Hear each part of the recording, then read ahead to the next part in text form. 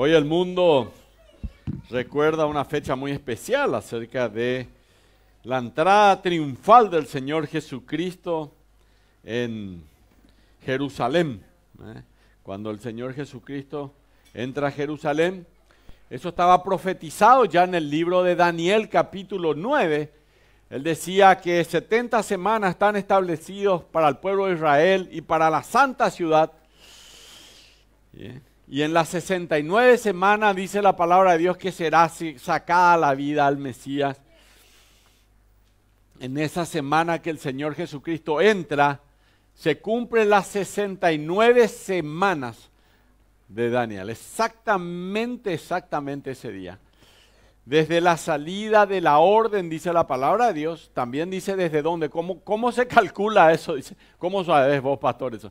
Bueno, se calcula desde la salida de la orden de restaurar los muros de Jerusalén en tiempo de Nehemías. Lean el libro de Nehemías, está en la palabra de Dios, van a ver que desde allí comenzás a contar, pasan 60 semanas, 69 semanas, que son de años, 70 años, son 70 años, son 470 años y bueno, se cumple exactamente ahí ese momento. Y en ese momento él entra ahí a Jerusalén para ser coronado rey.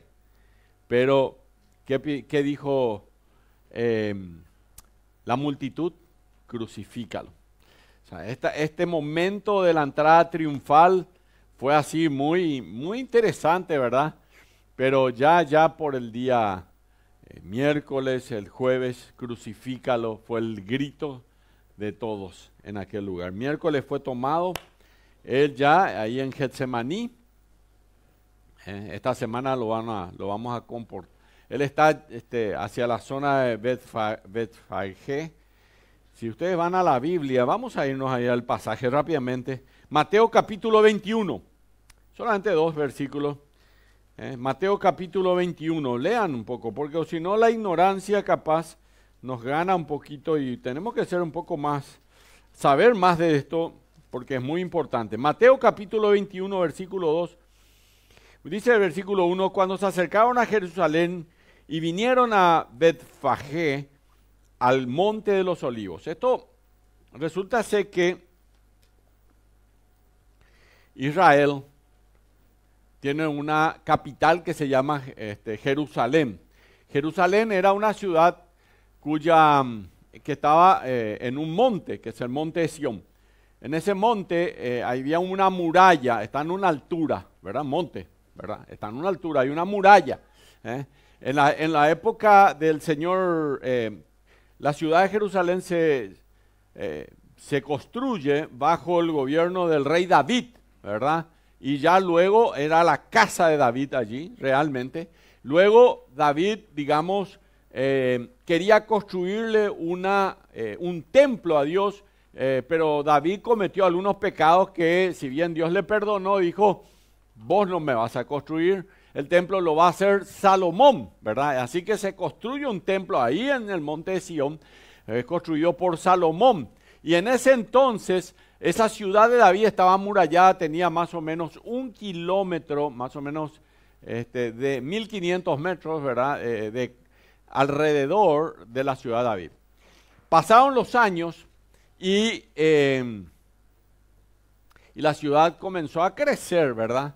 Así que ya para la época de Jesús hubo una reconstrucción de la ciudad, porque acuérdense que Jerusalén es tomado por Nabucodonosor, es tomado por la gente de Babilonia, y entonces es llevado hasta Babilonia, ¿verdad? Así que fueron cautivos, toda Babilonia, todos eran tomados allá, les llevaron cautivos, y se quedó vacía esa ciudad. Seguro se habrán quedado algunos, poquitos, pero se quedó casi vacía la ciudad.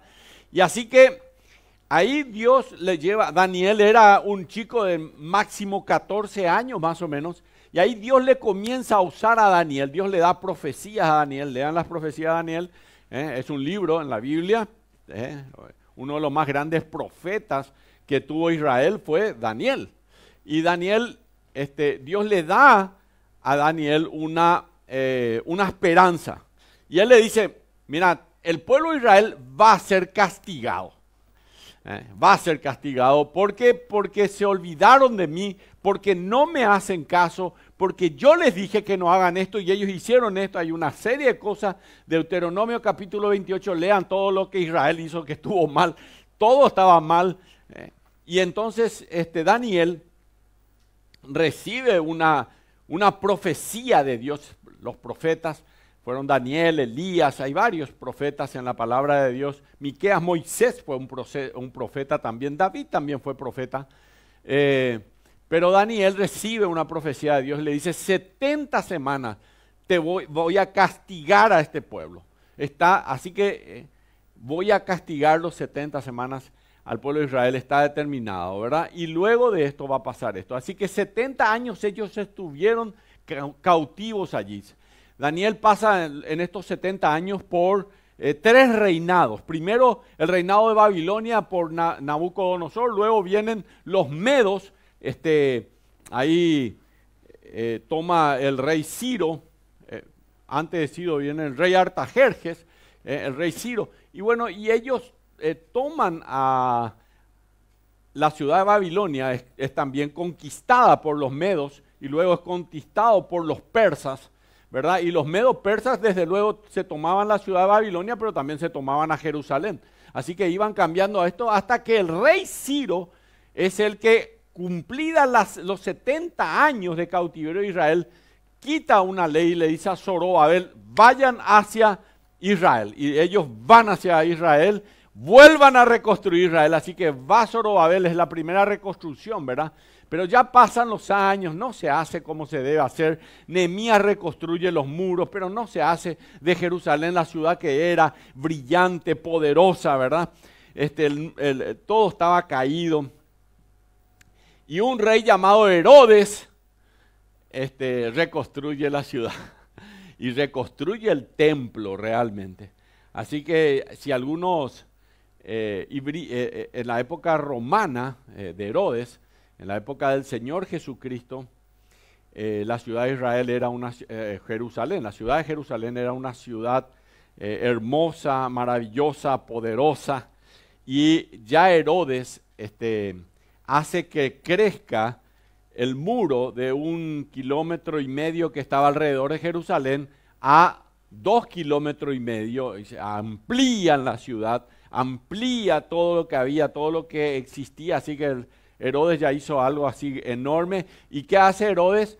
Había un espacio ahí en Jerusalén, entonces hizo toda un palacio herodiano al costado del templo de Jerusalén, y también para todos los romanos hicieron casas ahí mismo en la zona de Jerusalén. Así que cuando de repente ustedes lean la palabra de Dios en el Nuevo Testamento, van a encontrar, por ejemplo, que había el estanque de Siloé. El estanque de Siloé era un estanque en donde los sumos sacerdotes, los sacerdotes se limpiaban. Era un estanque que traía agua natural hasta ese lugar y era una piscina, y ahí se limpiaban y luego subían cantando, porque acuérdense que es un monte, el monte de Sión. Así que van escalera por escalera, van cantando hasta llegar al templo, y ahí en el templo ellos ejercían el trabajo del sacerdocio, ¿verdad? Pero por el otro lado hay otro estanque en donde un paralítico es levantado, que es el estanque de Betesda. El estanque de Betesda es romano. Ese estanque era de la fortaleza herodiana. Entonces Herodes había hecho, era un estanque así muy lindo, pomposo, ¿verdad? Lleno de cosas hermosas, había cosas que, digamos, estaban moldeados en ese lugar. Era hermoso el lugar, ¿verdad? Ese es el estanque de Betesda. Entonces, en el estanque de Betesda el Señor levanta a un paralítico, muy conocida la historia. Así que cuando ustedes ven, ya en el Nuevo Testamento, ya era más grande Jerusalén. Pasaron los años y hacia el año 600, ya después de Cristo, es tomado Jerusalén por los otomanos. Los otomanos son árabes que fueron y tomaron Jerusalén, ¿verdad? Que vienen de Turquía, ¿verdad? Turquía hoy está ya metido los musulmanes, los árabes, ya toman ahí los otomanos, y ahí se amplía todavía más la ciudad. La ciudad de Jerusalén hoy tiene una muralla de 4,5 kilómetros. Ya no es más de 1,5, ya no es en la época de Jesús de 2,5, es de 4,5 kilómetros. Y realmente es para que alguna... Porque a veces leemos la Biblia y no entendemos cosas. Así que en la ciudad de Betfagé, la ciudad de Betfagé queda atrás del Monte de los Olivos. El monte de Sión es un montecito y alrededor de él están otros montes. Uno de esos montes es el Monte de los Olivos. Entonces, vos te bajás y hay una planicie que pueda tener 100, 200 metros aproximadamente, y luego ya comienza el Monte de los Olivos. Así que enfrente mismo está el Monte de los Olivos. Y detrás del Monte de los Olivos quedan algunas ciudades muy conocidas por nosotros. Por ejemplo, ¿dónde queda la ciudad de Belén? Belén, donde nace el Señor Jesucristo. Queda a 4 kilómetros de Jerusalén, muy cerca de Jerusalén. Ahí también está Betfagé, es otra ciudad detrás de los Montes de los Olivos, que queda a 2 kilómetros más o menos ahí.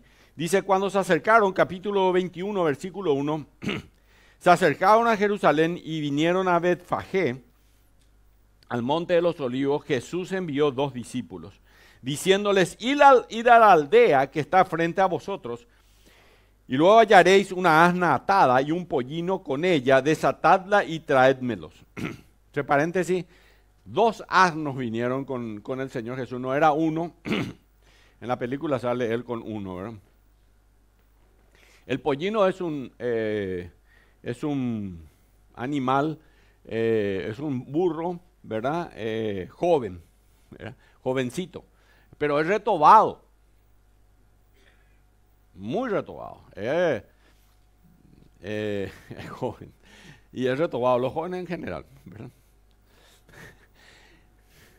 Y entonces, para que le haga caso, le tenían que traer a la burra, a la mamá. Le tiene grado, si no, él no le iba a permitir. Y esto es lo que acá nos está describiendo la palabra de Dios. A veces uno lee estas cosas y le pasa por enfrente, pero no se da cuenta de toda la riqueza que hay detrás de esto. Dice, y si alguien nos dijere algo, decid, versículo 3, el Señor los necesita y luego los enviará. Todo esto aconteció para que se cumpliese lo dicho por el profeta cuando dijo, decid a la hija de Sión, he aquí tu rey viene a ti, manso y sentado sobre una asna, sobre un pollino, hijo de animal de carga. Y esto hace referencia a un pasaje que está otro profeta llamado Zacarías. Zacarías capítulo 9, versículo 9, justamente hace referencia a cómo iba a ser la entrada de Jesucristo a Jerusalén. Así que Jesús cumple exactamente la profecía de Zacarías, exactamente en la fecha de la profecía de Daniel, se cumple con Jesucristo. Jesús entra a Jerusalén, debería ser coronado como rey, pero lo crucificaron. Pero estaba también, Daniel decía, se le quitará la vida al Mesías. Y desde luego los eruditos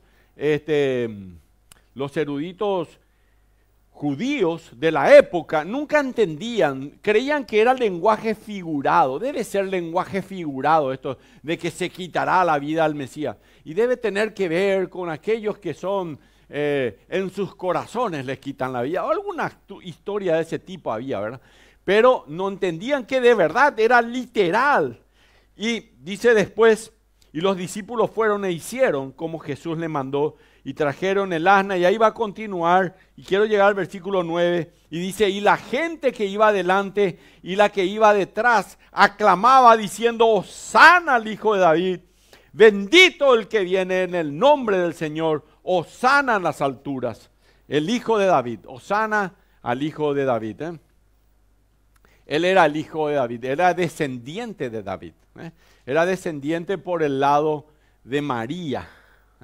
La descendencia se iba por las mujeres en general, eran las descendencias de Israel hasta ahora, no en general de siempre, pero también, aunque su papá no fue José, porque él nace por obra y gracia del Espíritu Santo, ¿verdad? Así es como concede María, una virgen, va a dar a luz, dijo.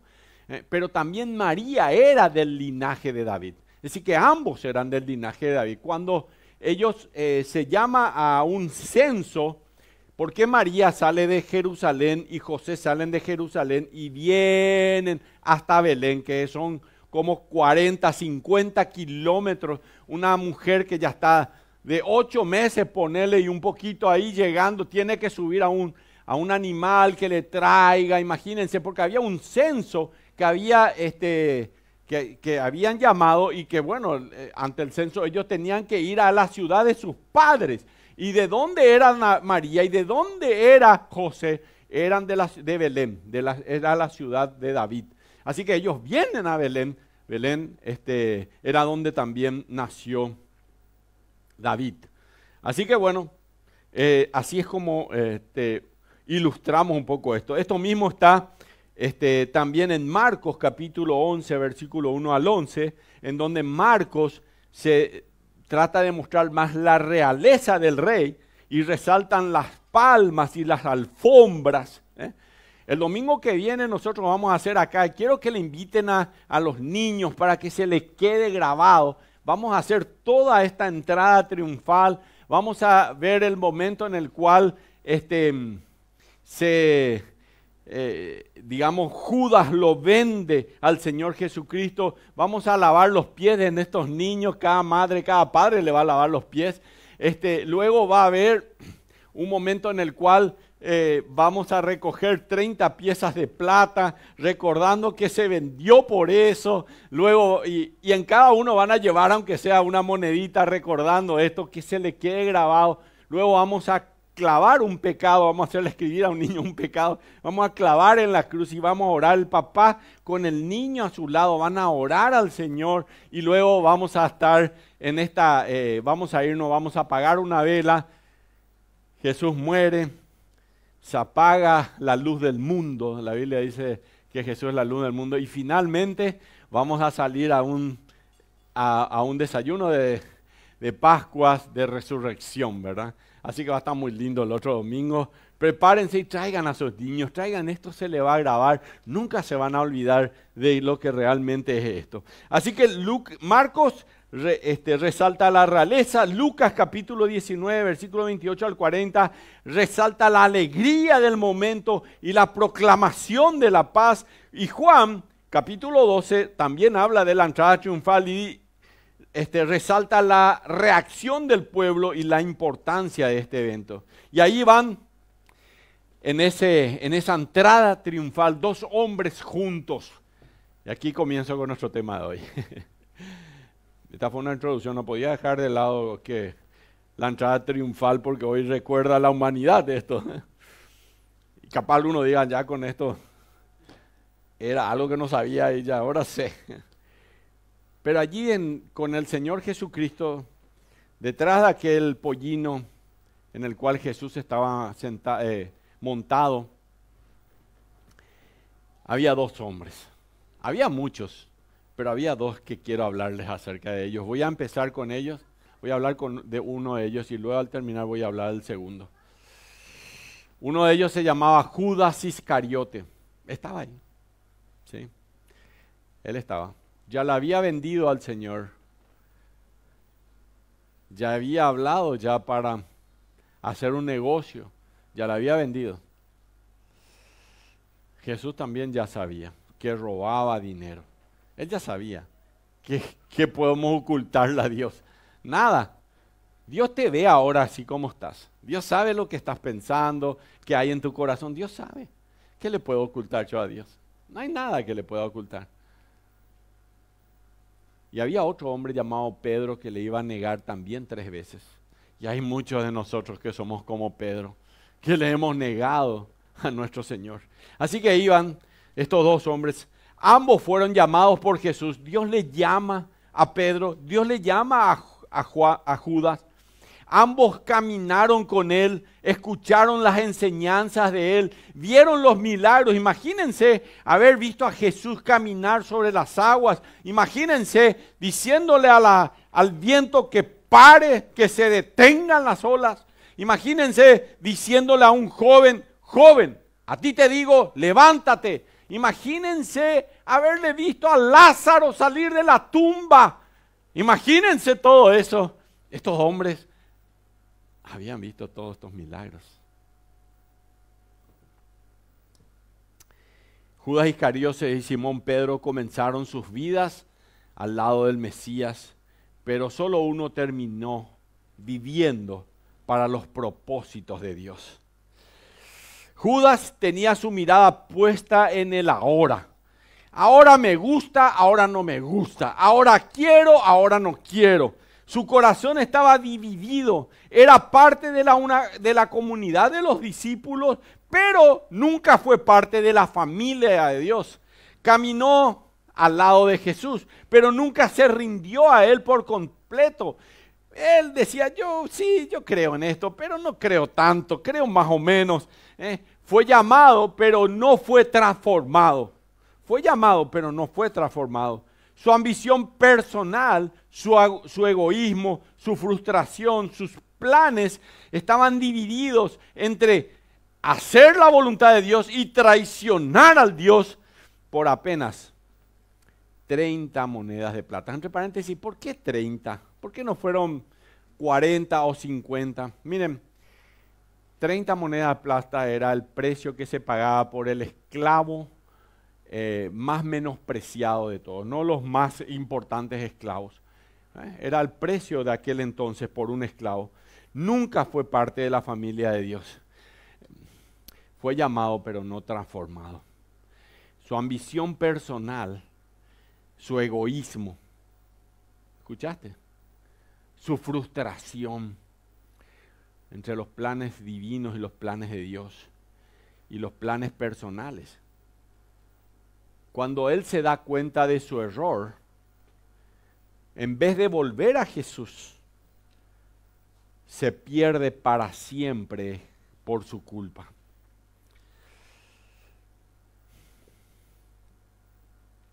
Dice Hechos capítulo 1, versículo 25, el apóstol Pedro, hablando de Judas, Hechos capítulo 1, versículo 25, para que tome la parte de este ministerio, lo estaban cambiando a Judas que ya había muerto. Hechos capítulo 1 ya estaba muerto Judas, se había quitado la vida, se suicidó.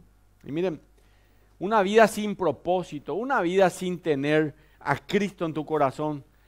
Yo he visto a gente que ha venido a esta iglesia, siento decirlo, pero tengo que decirlo, que vinieron a hablarme, me dijo, tenés que entregar tu vida a Cristo. Y de verdad, Él es el único que te ofrece vida abundante. No hay nadie más que te pueda dar vida abundante. He visto gente que después termina muy mal en su vida, incluso quitándose la vida por no entregar su vida a Cristo. Y en este caso Judas hizo esto. Dice, para que tome parte de este ministerio, Hechos capítulo 1, versículo 25, y apostolado, de que cayó Judas por transgresión para irse a su propio lugar. Pedro afirma que Judas cayó por transgresión, es decir, por un pecado voluntario. Un pecado voluntario. Por ejemplo,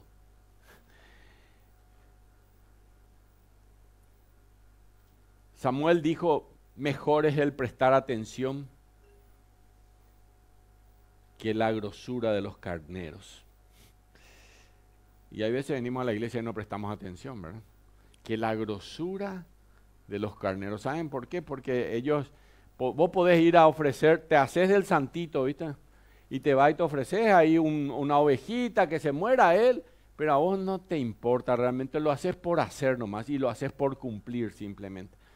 Y Samuel le dijo, mejor es prestar atención que la grosura de los carneros. Así que pecamos. Y acá dice, se fue al infierno, porque terminó allí. La frase irse a su propio lugar, dice Hechos capítulo 1, versículo 25, que sugiere la condenación. Es decir, es algo que él mismo elige. Él elige. Judas elige esto. Él dice la Biblia que se arrepintió, pero en realidad no fue un arrepentimiento real. Lo que Judas hizo fue apenas tener remordimientos. Miran a lo que hice, ¿por qué hice esto? Pero realmente no estaba arrepentido, de verdad. Pero el Señor Jesucristo murió por él, murió para salvarlo también a Judas. Pero Judas, en vez de venir a él, pedir perdón como después lo va a hacer Pedro, toma su vida por su fuerza, en sus manos, no la entrega a Dios y muere en la cruz. Se quita la vida. Eso fue Judas. Se colgó, dice la palabra de Dios. Y yo creo que hoy nosotros tenemos la gran oportunidad de entregar nuestras vidas de verdad al Señor Jesús, de verdad. No una entrega a medias, una entrega de real calibre. Aquello que somos, todo lo que somos, aunque no seamos nada, pero así, Señor, te entrego mi vida en tus manos. Me gustaría orar a Dios. Cerremos el ojo, inclinemos el rostro y quiero que le digas ahí a Cristo: Señor Jesús, te doy gracias por morir por mí en la cruz del Calvario. Y te doy gracias por entregar tu vida para darme vida eterna. Te doy gracias porque, Señor, aún siendo yo un transgresor tuyo, tú moriste para pagar el precio de mis pecados. Y hoy, Señor, abro mi corazón y entrego mi vida a ti, Señor. Y te doy gracias por salvarme, Señor. Perdóname, Padre. Perdóname. Te necesito. Necesito un Salvador y te acepto como mi Salvador personal. En el nombre de Jesús. Amén. Y si eso hiciste, si le oraste al Señor, el Señor nos oye. Él nos promete que Él te da vida eterna a partir de hoy. Tenés una vida eterna, es para siempre. El mensaje de hoy no es tanto para enseñarles, ya les habré enseñado alguna cosa, ¿verdad?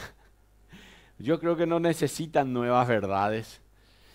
Pero ¿qué estuvimos aprendiendo durante los últimos 40 días? Únicamente voy a reportarles lo que ustedes dijeron, yo hablando con la gente, así que hoy armé el mensaje así. Vamos a hablar acerca de qué descubrimos de Dios o sobre Dios, qué descubrimos sobre la vida y qué descubrimos sobre el crecimiento espiritual y sobre la comunidad de los cristianos. Así que hoy vamos a irnos rápidamente, aquí vamos ya con el primero, sobre Dios. Hemos aprendido que todo se trata de Dios y no de mí mismo. El día que vos, sentado aquí, entiendas que todo se trata de Dios y no de vos mismo. No se trata de vos mismo. Vas a cambiar tu vida. Yo tenía 15 años, casi cumpliendo 16 años, cuando entendí que la vida no se trataba de mí. Había sido, todo se trata de Dios. Todo se trata de Dios. Así que lo primero que aprendimos durante este tiempo es que la vida, todo se trata de Dios. Dice Hebreos capítulo 2, versículo 10, porque convenía aquel por cuya causa son todas las cosas y por quien todas las cosas subsisten, que habiendo de llevar a muchos hijos a la gloria, perfeccionase por aflicción al autor de la salvación de ellos. Por aflicción lo perfeccionó. ¿A quién lo perfeccionó Dios? A Jesús, que es el Hijo de Dios, que es también Dios, pero Dios hecho carne, Dios hecho hombre. Así que Él perfeccionó, dice Hebreos 2:10, por aflicciones al autor de la salvación de ellos. Y este es realmente el propósito que tenía Dios para el Señor Jesús. Y el propósito de su vida y de la nuestra, escuchen lo que le voy a decir, porque a partir de aquí, vamos a irnos rápido. El propósito de tu vida va mucho más allá de alcanzar tus logros personales. Va mucho más allá. Eso lo vas a dejar aquí. Va mucho más allá de alcanzar tus logros personales.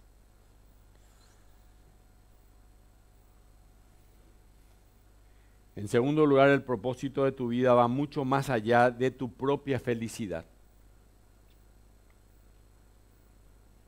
El propósito para tu vida, el propósito de Dios, va mucho más allá de tu propia felicidad. El propósito de la vida va mucho más allá de tu propio bienestar o tu propio éxito, de tus ambiciones o de tus metas. Todas esas cosas quizás son buenas, ¿verdad? Pero no son el fin último de la vida. Lo hemos dicho muchas veces. Ustedes fueron hechos para Dios y no Dios fue hecho para vos. Ustedes fueron creados para los propósitos de Dios y no es viceversa. No es que Dios tiene que alinearse a mis propósitos. Yo me alineo a los propósitos de Dios. Dios no existe por vos. Yo existo porque Dios me creó. Es todo lo contrario que muchas veces pensamos. Así que sobre Dios en primer lugar, y si es que el punto uno nada más, de todo lo que hoy voy a decirles rápidamente, porque esto va a ir rápido, se les queda, yo habré salido satisfecho. El punto uno, he aprendido que todo se trata de Dios y no de mí mismo. Si entendés eso, a partir de ahí vas a entender que no se trata de vos, no se trata de cómo, si está el aire acondicionado prendido, si las sillas son cómodas, si hago lo que a mí me da la gana o no. Todo se trata de Dios y no de mí mismo. Pero en segundo lugar, sobre Dios aprendimos que Dios todavía realiza milagros. Dios es un Dios de milagros. Dice el Salmo 77, tú eres el Dios que hace maravillas. Hiciste notorio en los pueblos tu poder. Y Dios es todavía un Dios de milagros. Mucha gente me habló acerca de milagros. Muchos escribieron sobre milagros que ocurrieron en sus vidas. Algunos que consiguieron trabajo, otros que estaban mal de salud y fueron restaurados. Algunos tenían problemas de relaciones y fueron restauradas las relaciones. Algunos tenían problemas con sus carreras, que no podían pasar ciertos exámenes y pasaron eso. Y muchas otras áreas de la vida. Dios hizo milagros durante estos 40 días. Y Dios todavía está en el negocio de los milagros. Dios sigue en ese negocio. Él cambia matrimonios. Él cambia personas, Él cambia vidas, Él cambia situaciones. Dios todavía está en el negocio de los milagros. Así que en segundo lugar, aprendimos esto. Primero que sobre Dios aprendimos que todo se trata de Dios y no de nosotros. Y lo segundo que aprendimos es que Dios todavía realiza milagros. Amén. Gracias a Dios que todavía realiza milagros. Es una bendición realmente. Y uno de los milagros más grandes que pudimos ver fueron personas que han pasado de muerte a vida. Así que, ¿qué más aprendimos sobre la vida? Primero sobre Dios. Ahora veamos rápidamente qué aprendimos sobre la vida. Aprendimos el hecho de que la vida es la preparación para la vida eterna. La vida es una preparación para la vida eterna. Y Eclesiastés capítulo 3 versículo 11 dice, Dios ha plantado eternidad en el corazón del hombre. Señores, la vida se trata de la eternidad, no de lo presente. Dios ha plantado eternidad en el corazón. Eclesiastés 3:11 dice, Dios ha plantado eternidad en el corazón del hombre. ¿Cuál es el significado de la vida? Esta vida, escuchen lo que le voy a decir, es preparación para la eternidad. Y esa es la razón por la cual Dios nos puso aquí en la tierra, para cumplir sus propósitos y para amarnos por toda la eternidad. Escuchan, Dios nos puso aquí para amarnos, aquí y por toda la eternidad. Qué bueno, ¿eh? Así que eso resuelve quizás muchos de los problemas que tenemos realmente aquí. El notar que esta vida es solo preparación para la eternidad. Y da sentido de cuáles deberían ser tus prioridades. ¿Por qué la familia de la fe tiene que ser prioridad? ¿Por qué tenemos que quedarnos? Hoy, por ejemplo, tenemos un almuerzo. Yo les invito a que se queden porque a veces no nos conocemos. No sabes quién está allá al otro lado, quién está aquí, ¿verdad? No sabemos quién es. ¿Y cómo uno puede saber eso? Y bueno, hay un almuerzo hoy, una vez al mes queremos hacer un almuerzo acá para todos, de manera que nos conozcamos como una familia de Dios, para que nos conozcamos como una familia realmente. Y Dios hace que seamos significativos, cuando nos quedamos y somos parte de una familia. Así que sobre la vida hace que nuestra perspectiva sea una vida diaria honrando a Dios y da sentido a nuestras prioridades. Así que sobre la vida aprendimos en primer lugar que la vida es una preparación para la vida eterna, pero también, ¿qué aprendimos? Sobre la vida aprendimos que hemos aprendido que estamos aquí en la tierra por 5 propósitos. El primero de ellos, ya estuvimos estudiando, como dice Proverbios 16:4, todas las cosas ha hecho Jehová para sí mismo. ¿Escuchaste? ¿Escuchaste? A veces se te pasan los versículos por la cabeza, no escuchás, no prestás atención. Atendete, leo de vuelta. Proverbios 16:4. Todas las cosas ha hecho Jehová para sí mismo. ¿Vos para qué fuiste hecho? ¿Para qué fuiste hecho? Según este pasaje de la Biblia, para Él. Y lo que hay en tu casa y todo lo que tenés fue hecho para Él. Todas las cosas hizo Jehová. Así que queremos guardar un equilibrio por el resto de nuestras vidas. Así que tenés que entender que fuimos plantados para el placer de Dios. Así que existimos para adorar su santo nombre. A veces cuando cantamos acá, tenemos que demostrar con el corazón que realmente le cantamos al Señor. Así que yo fui moldeado para servir a Dios. Eso se llama ministerio. Yo fui hecho para servir a Dios, un ministerio. Yo fui hecho para una misión, que eso es evangelismo. Fui hecho para formar parte de la familia de Dios, eso es comunión. Y yo fui hecho para llevar las buenas nuevas de la palabra del Señor a más personas. No importa lo que haya pasado en tu vida, no importa lo que hayas hecho o dónde hayas estado, tu vida, escucha lo que te voy a decir, no es un accidente. Y tu vida tiene un propósito. Miren, los padres que tuviste o que tenés no son un accidente. A veces no le conocí a mi papá. No son un accidente. Dios los hizo a ellos para que seas quien sos hoy. Y además, quizás por ahí es una lucha tu casa. Yo conté que mis papás por lo menos se fue a los 9 años ya de mi casa. Pero probablemente eso me hizo fuerte. Entonces, no hay un accidente en tu vida. No creas que haya sido algo por accidente. Dios quiere usar, porque Dios dice la palabra del Señor. Cuando el apóstol Pablo le había hablado a Dios para que le quite un dolor que él tenía, que estaba enfermo el apóstol Pablo.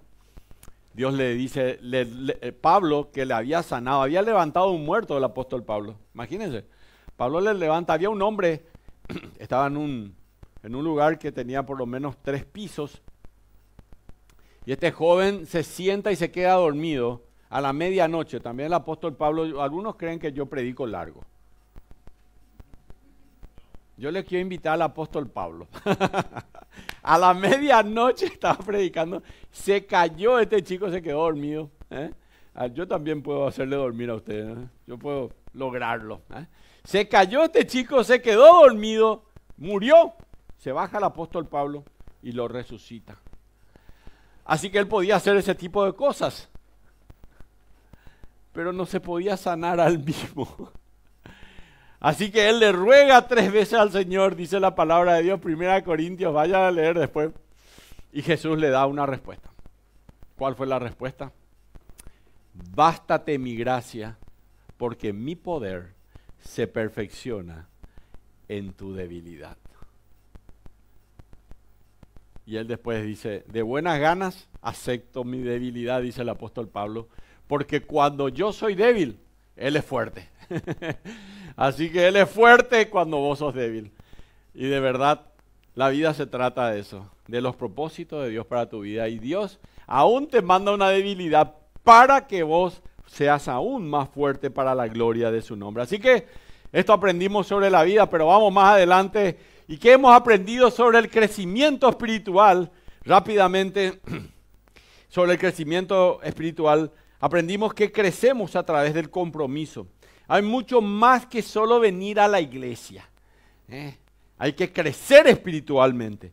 Uno puede asistir todos los domingos a la iglesia, pero puede ser un enano en la fe, puede ser un don nadie para el Señor, porque realmente no ha crecido. Vos podés escuchar hoy lo que yo te diga, y te entra por aquí y te sale por aquí, ¿verdad? Y se va, y yo no sé, nanga. Eso seguramente es para esos otros que están ahí. Y cuando habla del pecado, o cuando habla de que no estás animado, que no haces la voluntad de Dios, debe ser para el que está al lado, no debe ser para mí, dicen algunos, ¿verdad? Así que siguen sus vidas y no crecen espiritualmente. Estar en la iglesia no te hace crecer espiritualmente. Te hace crecer espiritualmente cuando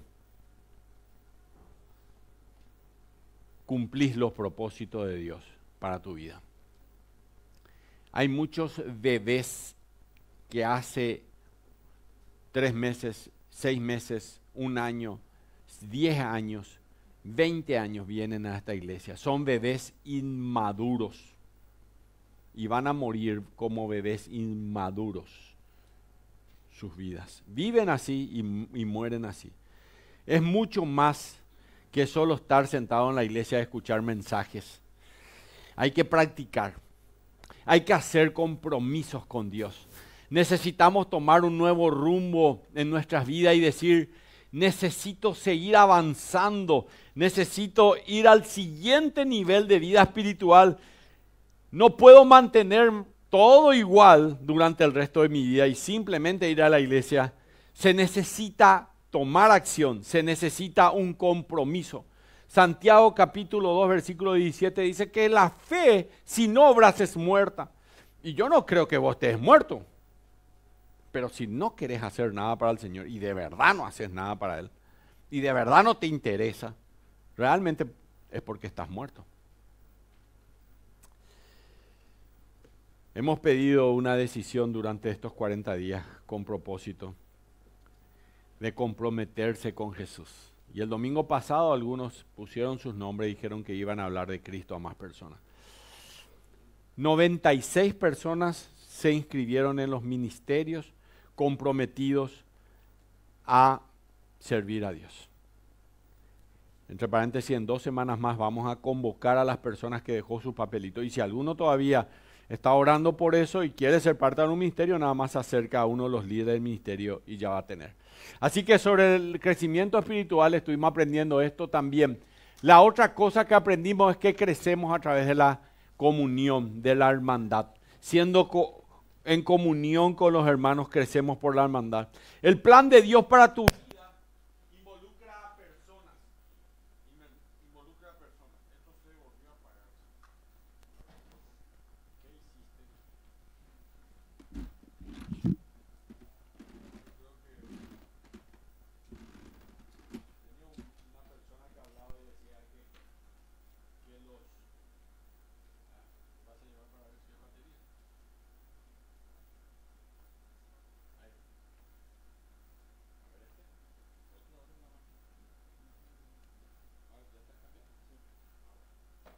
Bueno, yo igual ustedes me pueden escuchar, así que cuando yo hablo, el viernes estuvimos ahí viendo la película, la última cena de Joseph, y había 300 personas. Y a vos, directamente ahí a vos, a pura voz. Dios me dio un privilegio de tener así una voz muy fuerte. Y ustedes, pobrecitos, tienen que sufrir por culpa de eso. Así que la otra cosa que hemos aprendido es que crecemos en comunidad, crecemos como familia. Este es el plan de Dios para tu vida, involucra a otra gente. Vas a tener que quererle al que está a tu lado, al que está a este lado. Hay gente que siempre se sienta a la derecha. Hay gente que siempre se sienta a la izquierda, hay gente que se sienta acá en el medio siempre. Todos los domingos. Yo, por ejemplo, si yo sé que fulana no vino, ¿sabes cómo? ¿Cómo el pastor se habrá dado cuenta? Porque todos se sientan en el mismo lugar. Entonces yo veo vacío ese lugar. El problema es cuando vienen las personas que están por primera vez y se sientan justo en tu lugar. Ahí, ¿dónde me voy a sentar? Y hay un montón de lugares todavía y no sabemos dónde sentarnos, ¿verdad? Pero esta es la familia de Dios. Es el plan de Dios para tu vida, la familia de Dios. Y la comunión con la gente crece y se desarrolla. Y tenemos que conocer la palabra de Dios de derecha, de izquierda, toda la palabra de Dios. Y eso significa que vamos creciendo espiritualmente. El crecimiento espiritual viene en la relación de unos con los otros. Como dice Filipenses, capítulo 4, versículo 19, lo que aprendisteis y recibisteis y oísteis y visteis en mí, esto haced. Repito, esto haced, dice la palabra de Dios, y el Dios de paz estará con vosotros. Así que sigamos creciendo en la fe, sigamos. Pero ¿qué más hemos aprendido? Aprendimos sobre la comunidad, los no cristianos también. Esto que dice en Hechos 4:35, ¿no decís vosotros aún falta 4 meses para que llegue la siega?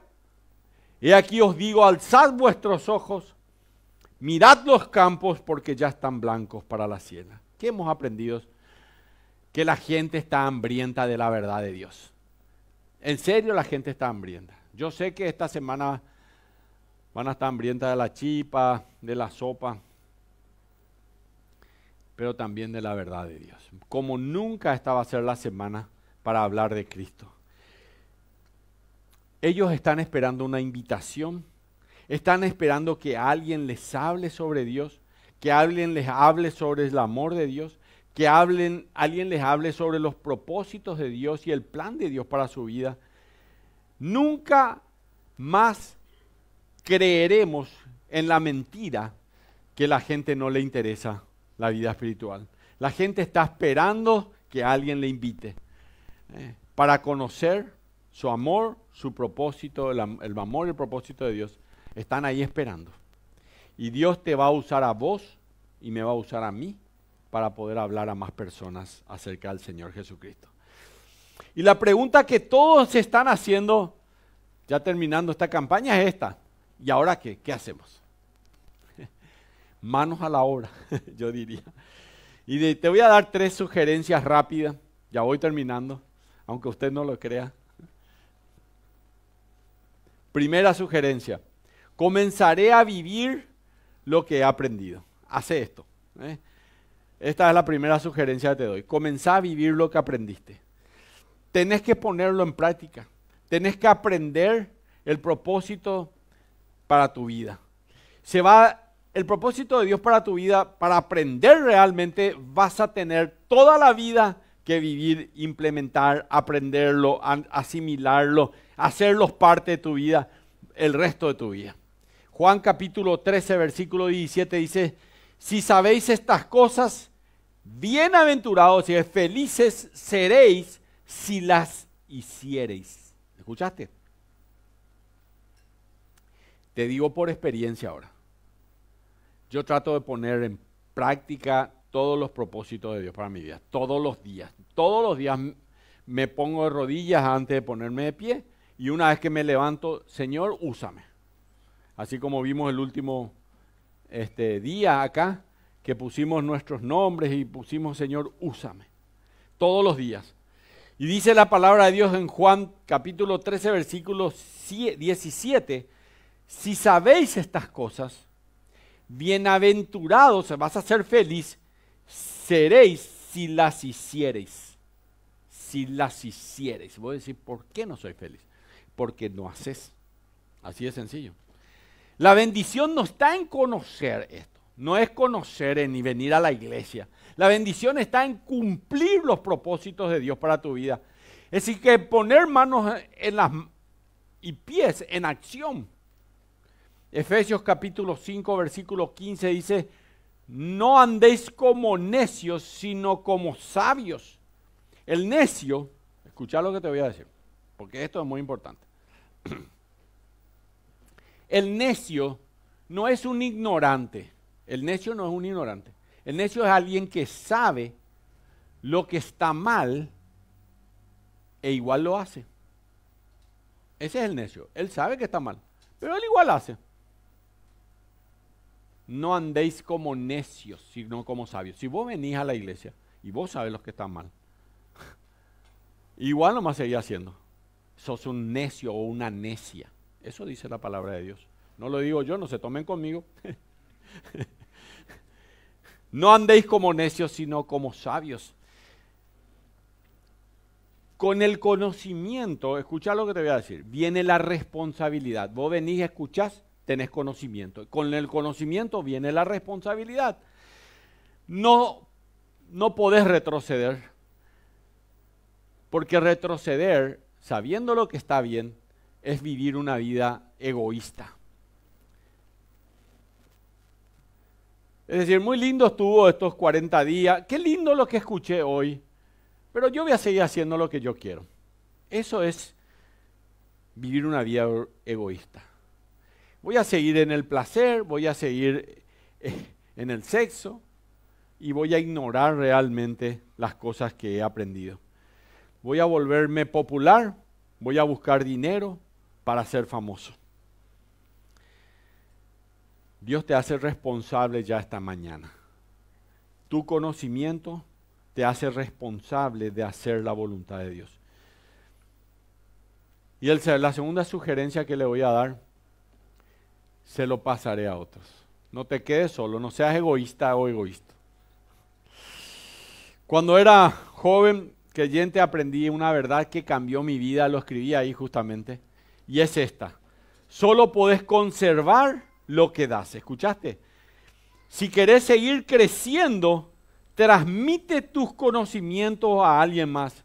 Y cuando Dios mira a la gente, Dios sabe a quién va a bendecir y a quién no lo va a bendecir.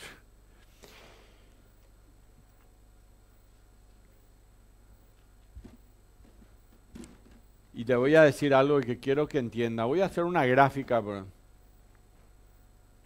Dios bendice a los arroyos que fluyen al río, más que a los pozos de estanques. Hay gente que es un pozo, todo es para él nomás. No es que fluye hacia otras personas. Y vos podés ser un pozo estancado si solo ir a la iglesia, si solo recibís todas las veces, todo para mí y nunca para dar a otros. Entonces sos un pozo estancado. Dios bendice a aquellos que son como un arroyo que fluye hacia el río y el río fluye hacia el mar. Quiero terminar hoy diciendo que estoy muy orgulloso de todos aquellos que nos ayudaron, los músicos, que hicieron un gran trabajo, quitaron muchas canciones nuevas, ahora ya tienen más repertorio, entre paréntesis, hicieron el esfuerzo.